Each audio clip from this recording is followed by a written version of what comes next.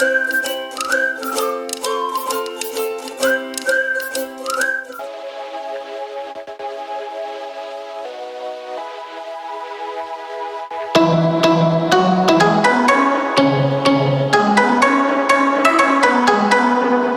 बेटा, तो next topic है force on a moving charge in a magnetic field.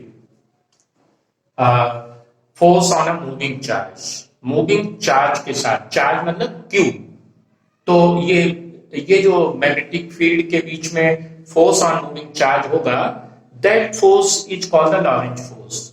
यानी कि इससे हम अभी फार्मूला बनाने जा रहे हैं F equal to Q V B sine theta. और जैसा आप सभी जानते भी हैं कि जो इलेक्ट्रॉन्स होते हैं वो कंडक्टर में फ्री इलेक्ट्रॉन्स होते हैं, और उसकी वजह से जब हम उसमें कंडक्टर में करंट पास नहीं होता है तो जो ये फ्री इलेक्ट्रॉन होते हैं ये फॉर्म हो जाते हैं कैसे? गैस, एक्सक्यूट गैस की फॉर्म में। और तब ये कैसे मोशन करने लगते हैं? Random motion. Which type of a motion? Like this type of a motion. तो दैट ये रैंडम मोशन करते हैं और इन ऑल डायरेक्शन, सभी डायरेक्शन में मूव होते हैं क्योंकि रैंडम मोशन होता है। क्लियर हो गए? तो जब ये फ्री इलेक्ट्रॉन्स डायरेक्शन करते हैं और जब इनमें करंट पास हो जाता है थ्रू अ कंडक्टर, तो दीज फ्री इलेक्ट्रॉन्स जो होते हैं ये एक डेफिनिट डायरेक्शन में मूव होने लगते हैं।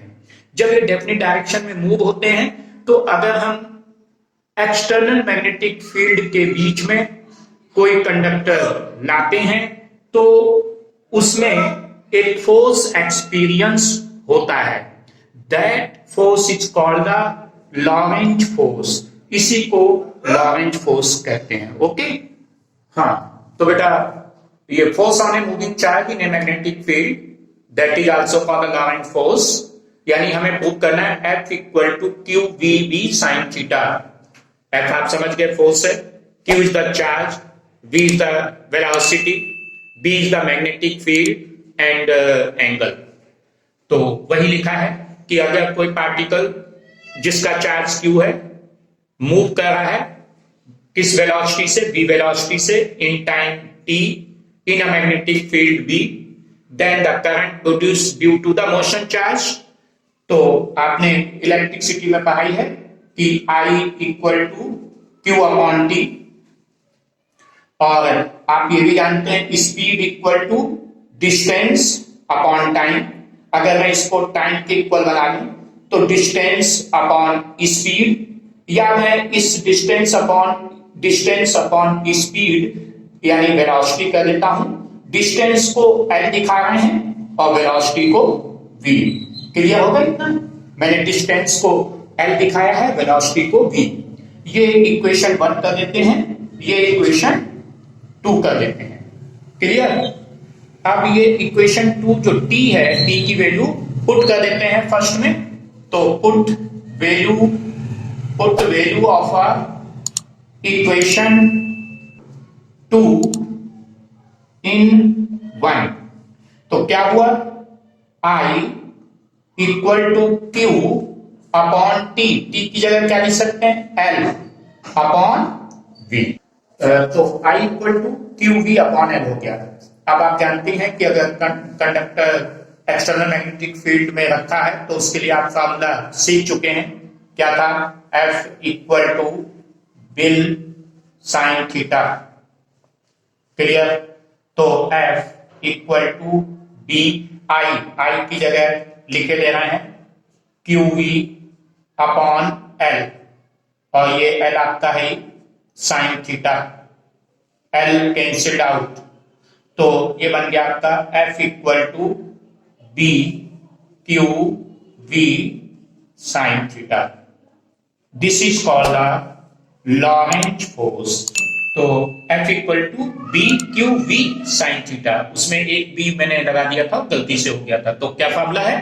F equal to B Q V sine theta. Okay, तो जिस तरह से आपने एक्सटर्नल मैग्नेटिक फील्ड में देखा था, 2 केसेस थे, उसी तरह से लॉरेंज फोर्स में भी 2 केसेस हैं। Case 1, the charge moving parallel to a magnetic field, जब parallel to the magnetic field है तो थीटा क्या है, 0 है।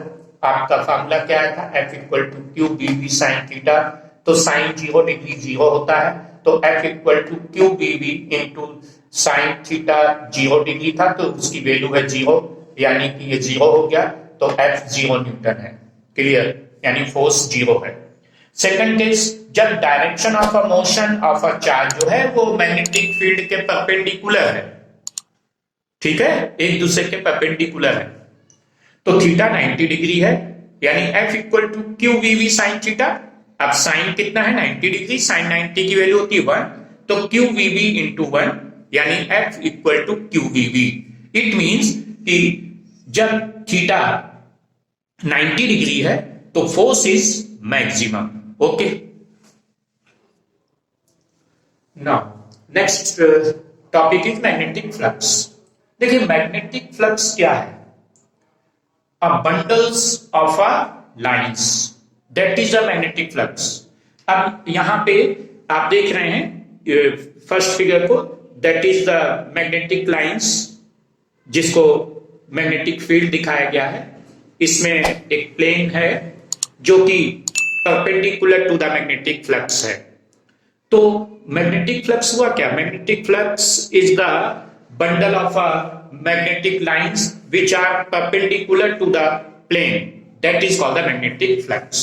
क्लियर हो गया। तो अगर मैग्नेटिक लाइंस हैं वो परपेंडिकुलर टू द प्लेन है, तो फार्मूला होगा phi equal to B A, phi equal to B A. This phi is called the magnetic flux, यानी magnetic flux is the product of a magnetic field into plane area, that is called the magnetic flux।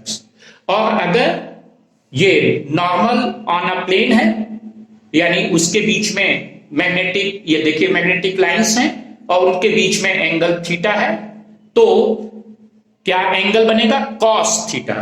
तो देखिए formula हो गया phi equal to B A cos theta. Okay,